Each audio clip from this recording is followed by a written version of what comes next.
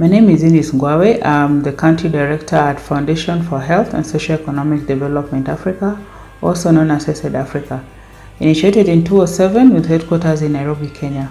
We work with urban refugees as well as host community with a special focus on sexual and gender-based violence survivors. Our interventions focus on promoting access to quality healthcare services, sexual reproductive health rights, maternal and child health and nutrition, gender-based violence prevention and response, and provision of personal hygiene materials based on their practical gender needs. Gender mainstreaming requires us to include participation, coordination, prevention, and mitigation of gender-based violence for transformative and lasting change. In all our projects at HESED Africa and our partners, we conduct participatory needs assessment at the beginning of projects, engage right holders, consult with county and sub-county authorities, and work within government policies and annual work plans.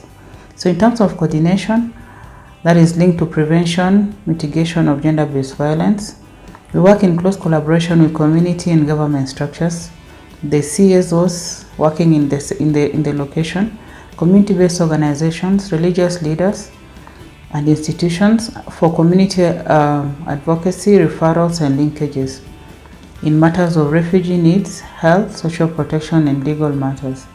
We engage in GBV technical and monthly basis for linkages, referrals, information, and experience sharing. So in terms of transformative and lasting change, the SGBV survivors receive information, education, and practical skills such as sewing, henna making, soap making, and food demonstrations. They also receive psychosocial and livelihood support for self-reliance, and such empowerment gives them the power to make financial, non-financial, and household decisions. As we include the gender perspective in our everyday work, we face various challenges. And these challenges are such like existence of diverse cultural practices and gender norms among the people of concern, the urban refugees, and sections of host communities that put unequal expectations on masculinity and femininity in the programs. Therefore, it requires us to engage in lobbying with our community and religious leadership and policymakers. On the other hand, it requires projects to have conversations with men, women, to demystify all the myths on these practices and the beliefs.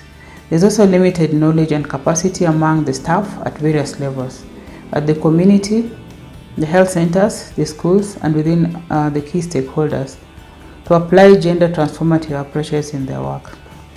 We also have limited capacity in coordination of activities regarding health and SGBV referral pathways and experience sharing among key stakeholders.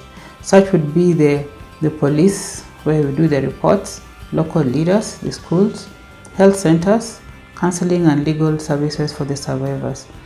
There's also lack of inclusion of gender lens in planning, monitoring, implementation, and provision of services to the urban refugees and sexual and gender-based violence survivors.